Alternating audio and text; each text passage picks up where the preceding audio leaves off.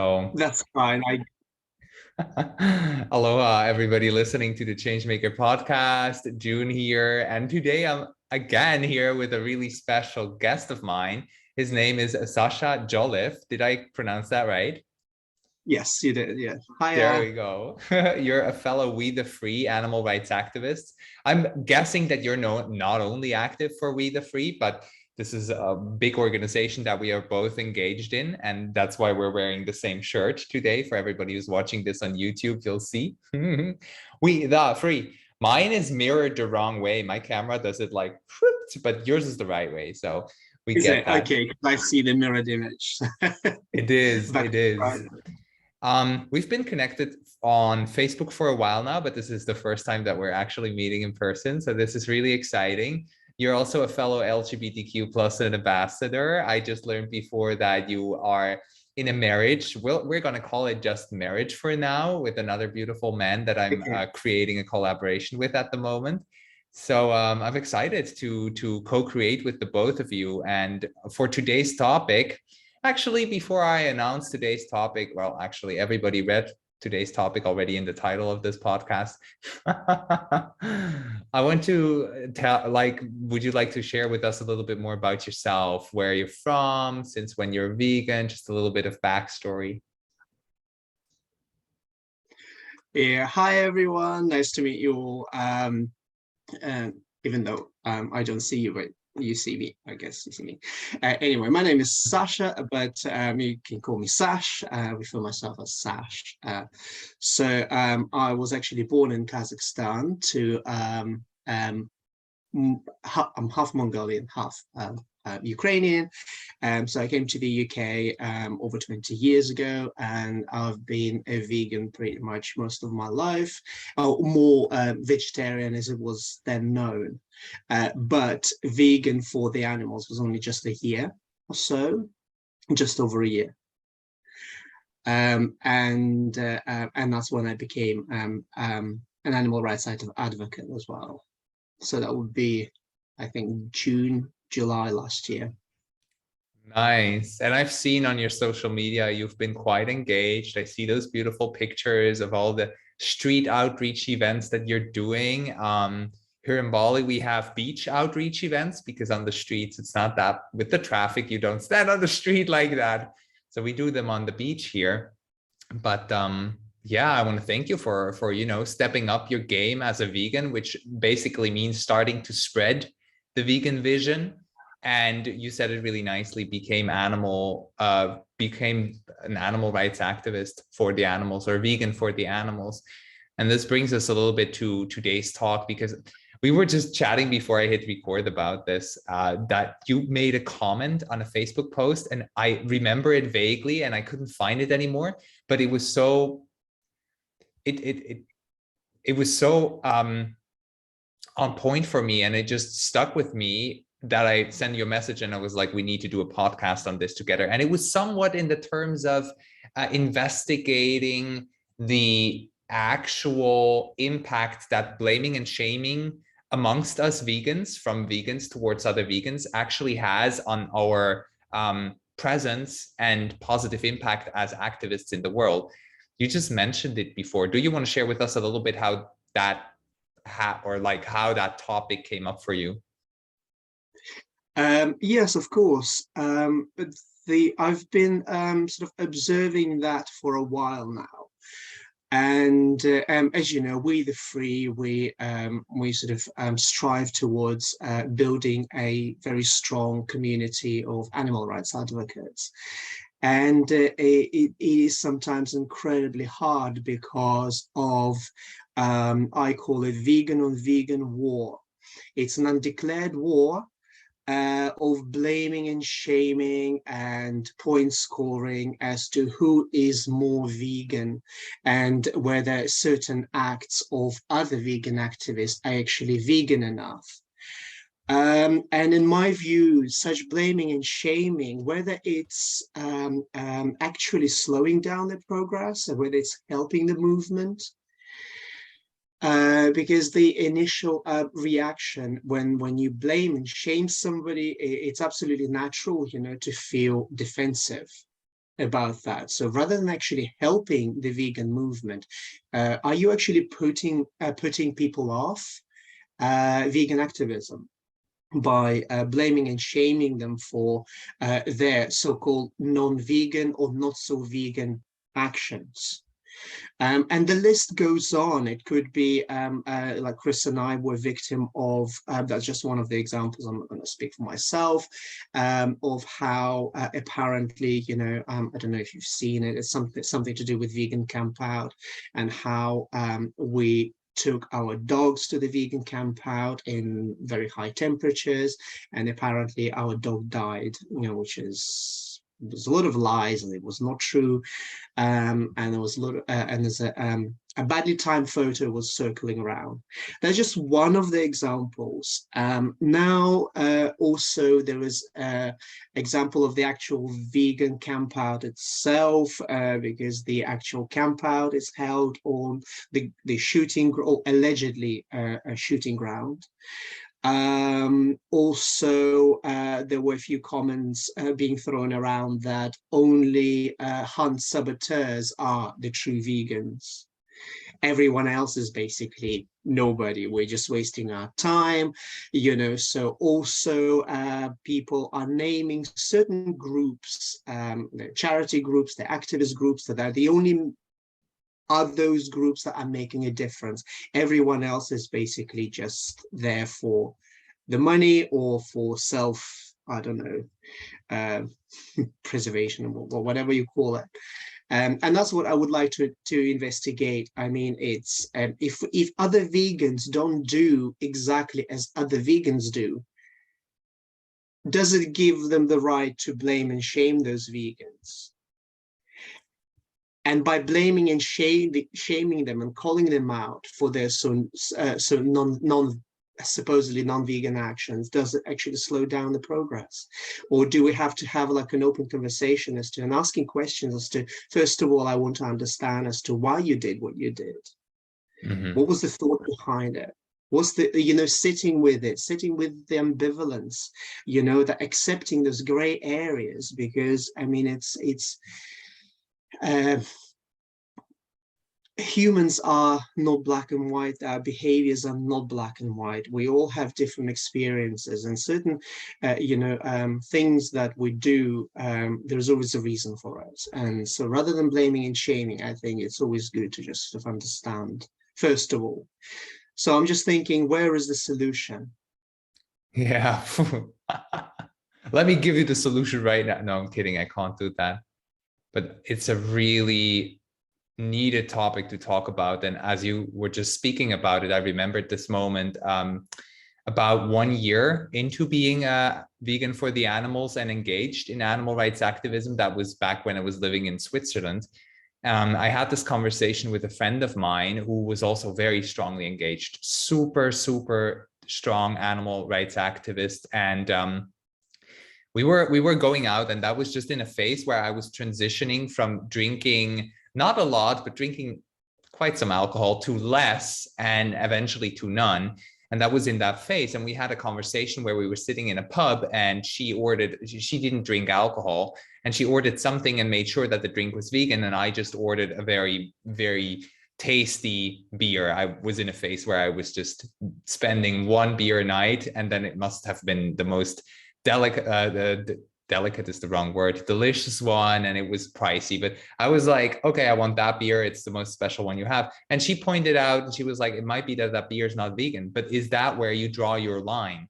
She asked me that exact question, and I was like, that's a really beautiful question to ask, because first of all, my awareness wasn't there yet, and you named it so nicely before. Instead of blaming and shaming, I mean, it counts the same way for non-vegans. If we, as a vegan, start blaming and shaming non-vegans, they get defensive, and it's proven that your mind shuts itself down from receiving information when you're getting into this freeze, fight, or flight mode. We've probably heard of those, right? So I remember that question, and that stuck with me, or it stuck with me really long until now, to be humble towards other vegans, because even though if you turned vegan and you said, I'm not going to eat anything not plant-based anymore, there's still all these little details and facets that we might want to learn about. but we haven't gotten access yet. So I think a next thing that we could talk about, and maybe even, you know, you gave an example before, and I would love to ask you to maybe brainstorm some more examples of how could we communicate to other vegans when we notice that they haven't really seen the whole circle yet, which, I mean, to be honest, who of us really has? Who of us? It's such a complex choice to become vegan when you're spinning the wheel further and further. The first steps are simple, but then when you're going into the clothing, when you're going into the cleaning products, you're going into dental products that you're using, there's a lot of details. So what would be some ways that we could open a conversation with other vegans about these things without pointing them out with anger and being like, you do this wrong? That's right. You're absolutely right. It's to do with. I always bring an example with when you think of your earlier sort of childhood phase, when whether it is your parent, whether it is a teacher, when you've done something wrong, and as a child you do know that you've done something wrong, but somebody else tells you off for it, you get scolded for it. So what you do, you automatically shut down. Like there's start feeling sorry for yourself, and it's you feel victimized, etc. And yet when somebody actually points out in a more diplomatic, adult-like way, that, well, what you've done is not cool. Okay, so why you've done it? Let's work on so that you work on that, so that it doesn't repeat itself, or you don't repeat the mistake that you just made. And that just stuck with me. There are various other experiments and studies are done where you actually tell people off. They're very less likely to carry out the task that you want them to do. And that works in rehabilitation, because in my view, becoming vegan is a rehabilitation process, so where you actually stop the oppression and then work your way backwards to rehabilitating yourself, i.e. living a life without whatever that you used to live with. There is often a fear, what my life will be like without something certain. And we must not forget that what's happening to the animals and people's participation in animal cruelty is perfectly legal. So therefore the law is always on their side. So when you actually speak to a pre-vegan person, okay, there was always that war going on in their head where they seem to struggle. Well, I did as well, where we struggle to put morals above the law, because there are some really unfair laws that have been changed through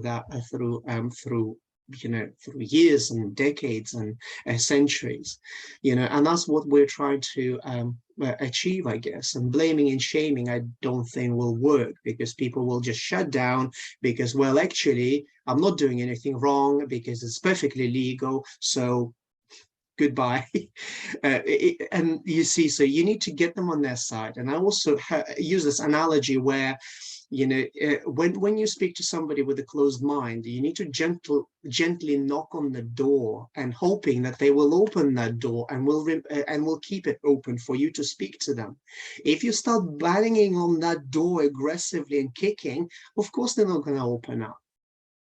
And we need to take that into account. And the example that I the topic that I mentioned to you was, is making someone accountable is the same as blaming. And we need to, I think, explore that topic more, because I think making someone accountable for something is often misunderstood. Indeed. So, which is not necessarily blaming and shaming someone for someone, it's making someone responsible for their action in the way that they will understand and take on board, to stop their oppression and then work on themselves rehabilitation process. Exactly. I just had to think when you said that getting them on, or onboarding them on, having them realize that they are responsible for certain actions, and making them, basically gifting them access to a new perspective that allows them to make a choice that is more aligned with their own values. With, in most cases, you know, being vegan is aligned with almost every human's values in essence, at least in my experience. And what just came up for me and what I thought about was, if there would be like we would all love, all of us vegans, we would love to have one magical sentence that we could say to somebody and that there would be like, oh my God.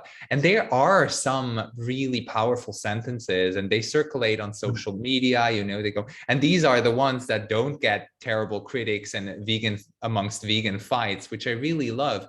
And what I also made a part of my quest, my mission, is to investigate as deep as I can and figure out which words truly hold the power to inspire someone's mind to make a switch.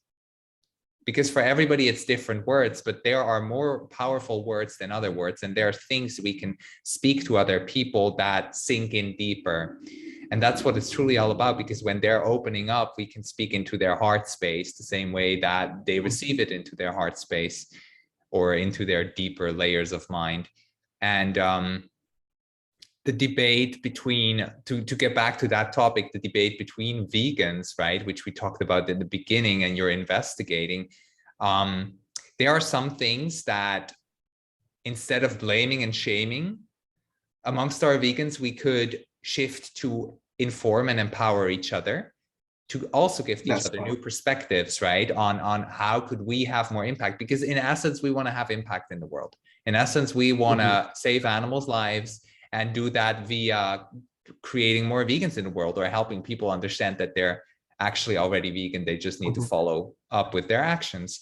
So my question for you now would be, what are some things that you're seeing on social media? And I'm not saying this to call out specific people, but I'm saying this to give those people that might have done a post like that. And I'm gonna blame myself here as well. You know, in the past, I've been quite aggressive and I've been angry against other non-vegans, not yet vegans, and vegans. So what would you say to a past version of me, what not to write, or what topics to just leave alone and focus more energy on healthier ways or more converting ways of activism? What things do you see on social media that you're like, we don't need that, let's just make a list together? Well, you made a very, very good point earlier in your questions, like, what would you tell me not to do? And I think that's mistake number one, I think, where other vegans feel that they have the authority to tell other people what to do.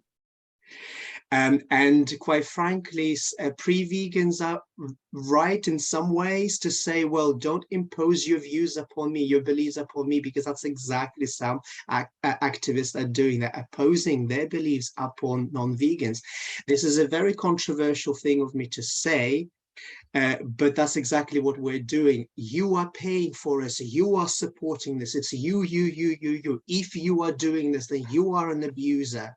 You see what I mean? That, in my view, opposing their beliefs, because they believe that if you are non-vegan or pre-vegan, it's the same thing, and I hope it will become the same thing at some point. You know, then that's opposing someone's view upon another person. Okay, so that's one of those things. So it's not my place to judge you. It is not my place to tell you how to do your activism. And this is something that we must remember, okay, because we are not the victims. We never have been. We are advocates for the victims. And if we start getting our personal emotions into, mixed up with our advocacy, that's where we will slow down the progress. And if for some reason, because of your body language, which is actually quite a massive part of communication, what is it? It's about 60% or maybe even higher. It's the tone and body language. Very, very important. It's not always the words, but semantics are very, very important as well. You know, so and immediately you might actually lose a potential vegan because of the way that you deliver through body language and through your tone. And the conversation might not go so well. So they will actually walk away and you both will feel really, really bad, and you will carry that with you. And then they're going to try, and then something will trigger you again. So something that's in the past that's happened, you're going to mix it up, the previous conversation that you had, and it's an explosion. So, and then you will regret it even more. So your brain will start looking for things to justify as to why you feel a certain way. And when you see another vegan posting about, let's say, I recently found out that figs are not actually vegan. So, and for example, if somebody does hold that information about figs, and they will just go and they're going to project all that anger on that photo of another vegan posting a fig that they've just enjoyed, but they didn't know anything about it. So you see what I mean? And that's what I'm trying to tell you. Okay, so first of all, okay, lose that authority, be humble, because you advocate for the victims, you are not the victim. Don't tell anybody how to do. Well, I'm just telling actually people what to Well, do we went myself. there. We went Yeah, there. that's it. We did go there, absolutely. So it's just a recommendation, just for your own good, just for your own sake, because you need to look after yourself, and keep a neutral position. Also, it's I take a position of a counselor. So when you're a counselor, your job is not to judge. Your job is to keep that information, because whomever is telling you something, they're saying it to you in confidence. So your job is, make sure that, you kind of avoid judgment, avoid, no matter how tempting it is, so it just, when you talk about something like, let's go to the extreme, I guess, where you have, prison psychologists. They work with people who committed crimes, felonies. It could be murder, whatever that is. So the reason why they're considered as crimes is because they're illegal. So therefore they will have psychologists, they will have counselors working with them on the rehabilitation process. And I think that's the mature way. That's a very modern way of doing it, rather than hanging someone. And essentially what we are doing to each other online, vegan on vegan war, is, I call it cyber stoning. And I think that's just got to stop. And I myself trying to find out what the solution is, and I'm trying to personally, contact several people that do that. They do it unintentionally. So yeah, the intent is there, and the intent is really good. Mm-hmm. But the behavior does not match that. So therefore we need to discuss that. Yeah. Yeah. What I've observed as well, as you're saying this, is it's often, you just mentioned before, we're not the victim, we're advocates for the victim. I want to point that out again. Our emotions don't serve the animal's position. And I believe that that is very underestimated in our vegan circles and our activism circles, because I do meet very little vegan activists that are as you and I. We're both in a position, you just said you're in a position as a counselor, I'm in a position as a life coach for work and also passion, where we studied and we learned and we practiced more conscious communication and how the mind works and how we can really humbly awaken somebody's a bigger version or greater version. And I think a conversation that needs to be more held, especially in vegan groups, I would love to see that being more posted, is instead of advocating for veganism in vegan groups, which I see a lot, we have the vegan wars, and then we have like a lot of go vegan posts in vegan groups, which are filled with vegans already. And I'm like, okay, well, where's the, I've seen it, I know it. In my own group, I actually have a rule that says we are not posting any animal abuse, and we're not posting advocacy for animal rights. So you can share something that inspired you, but it's more about your inner world and working on your emotions, because that is underestimated. When an activist is capable of looking inwards and managing plus releasing their own emotions and not brings them into a conversation, maybe offline or online, the conversion rate, and I'm using that term very carefully because it's a business term, but the conversion rate of inspiring somebody to become vegan faster is higher. And I've done my research on that. It indeed is, from my personal experience and the research that I've done. People become vegan faster when they feel like it's a safe thing to do, when they feel like it's an empowered thing to do. And I think it's much more our job or our responsibility that we can own, take ownership over responsibility as activists, instead of pointing out, saying this is wrong, saying this is not right, this is you're doing this wrong, is hey, there's a possibility too.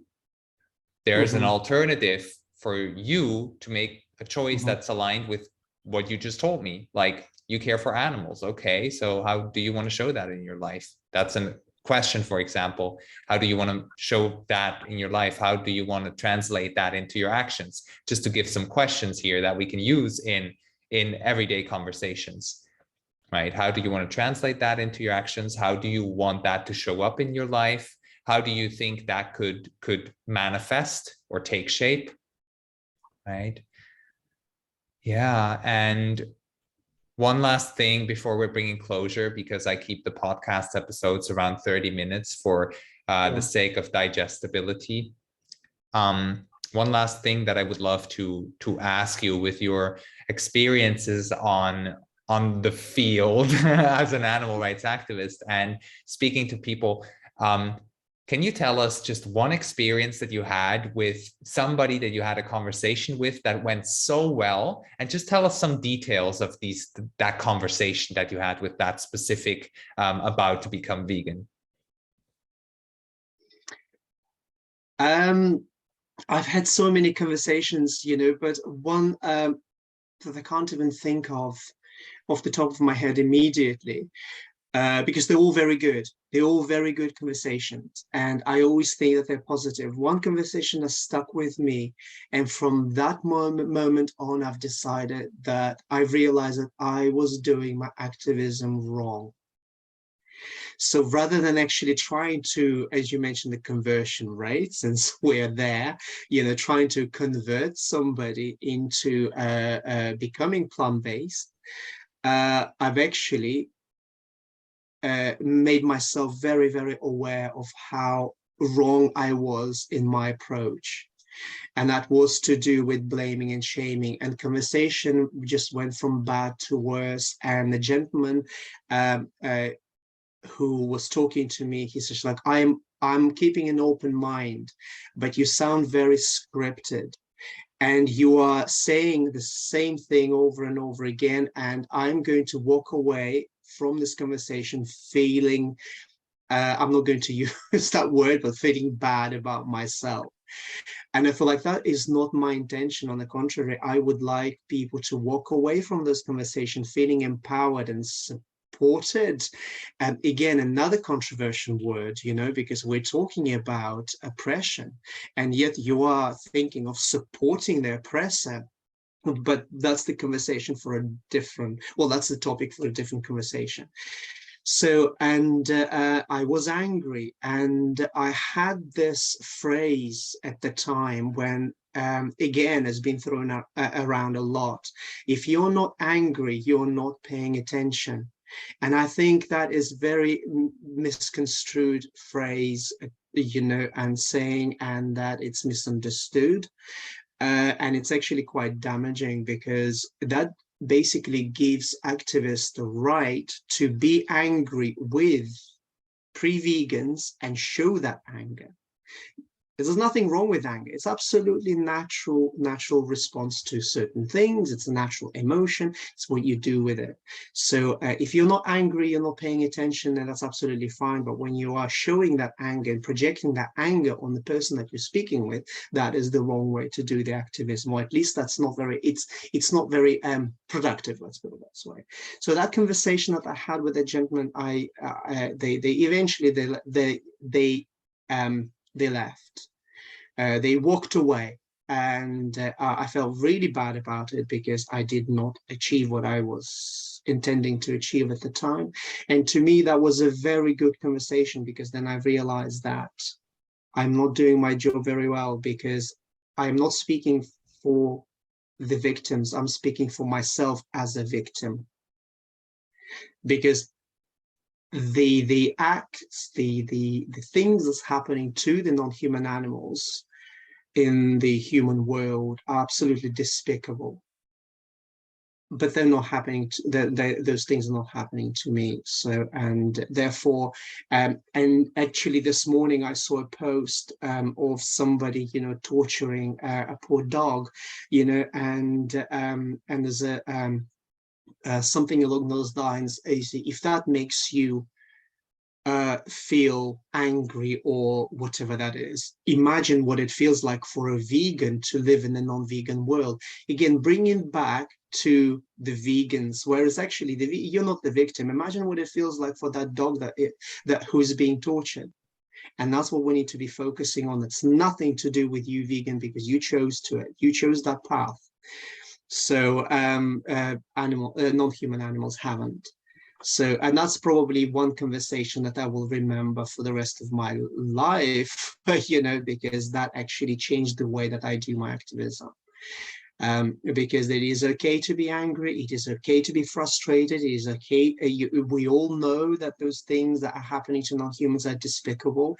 The fact is that you're not showing your anger does not mean that you're not vegan enough and you're not paying attention. It means that you're taking a more adult, a pragmatic approach to advocacy. Amen to that. Mm-hmm. Mm-hmm. It's like when you become vegan, you become a child and you learn new things again. And that's, we got to ripen as vegans as well, and even further as vegan activists. So thank you so much for sharing that experience, Sash. How can people reach out to you? And if somebody wants to like connect with you, in what ways do you offer your services as a counselor? Online, or are you just available to chat via social media? Let us know. How can people reach out to you? I'm available on social media, whether it's Instagram or Facebook mainly. So you can message me, you can email me. It's on sash@sashajoliffe.com. It's a pretty easy email address, and I'm happy. I don't offer counseling, but I am happy to offer just chats if somebody is struggling, if somebody feels isolated from the rest of the vegan world, and if they believe that their advocacy is not as productive and helping others, by all means do reach out. It's completely free. I am just here to help. I'll link your email and your Facebook contacts in the show notes or on YouTube in the description of the video. So thank you so much for joining us today. And if you want to reach out to me, you know where you have to click. It's the same place: show notes, description of the video. I do offer my services as a certified life coach, and I decided to only offer them to vegans. I'm here to support our community. I'm running courses and programs to help you with your communication, to help you with your inner world, with your emotions. I'll leave the link to my website down below so you can check that out as well, dear listeners. And I want to thank you. And thanks again, Sash, for joining in. Thank you very much. Thank you for having me. It was a pleasure.